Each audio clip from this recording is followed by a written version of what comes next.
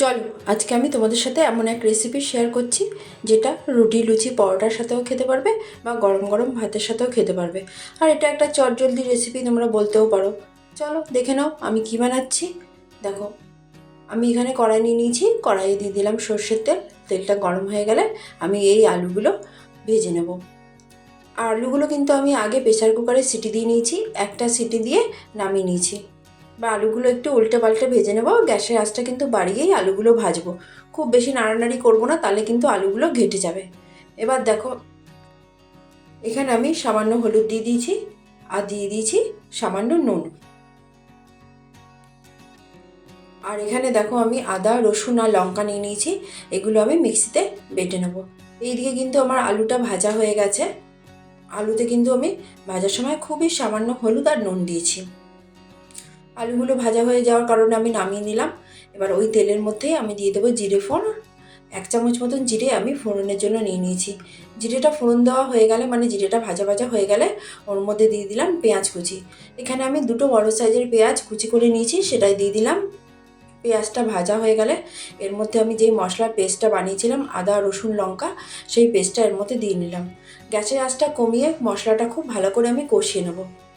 এবার আমি একে একে গুঁড়ো মশলাগুলো দিচ্ছি। এখানে আমি 1/2 চামচ হলুদ গুঁড়ো, 1 চামচ জিরের গুঁড়ো, 1 চামচ ধনের গুঁড়ো আর 1.5 চামচ মতন কাশ্মীরি লঙ্কার গুঁড়ো দিয়েছি কালারের জন্য। দিয়ে খুব ভালো করে নাড়িয়ে চাড়িয়ে মশলাটা কষিয়ে নেব। এবার মশলাটা কষাতে কষাতে আমি দিয়ে দিলাম টমেটো পেস্ট।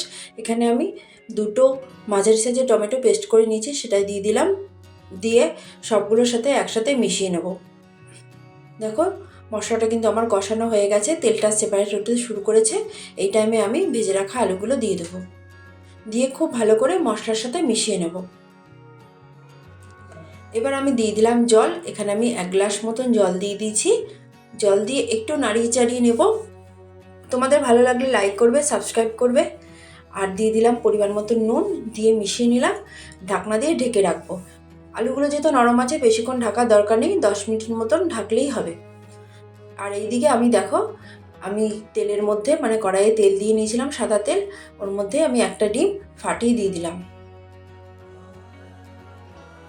মানে এটা আমি ডিমের পোচ বানালাম। এইভাবেই বেশ 5-6টা মতন ডিমের পোচ আমি বানিয়ে নিয়েছি। দেখো 3টে দিলাম, হ্যাঁ ওরকমই 5-6টা মতনই বানিয়েছিলাম।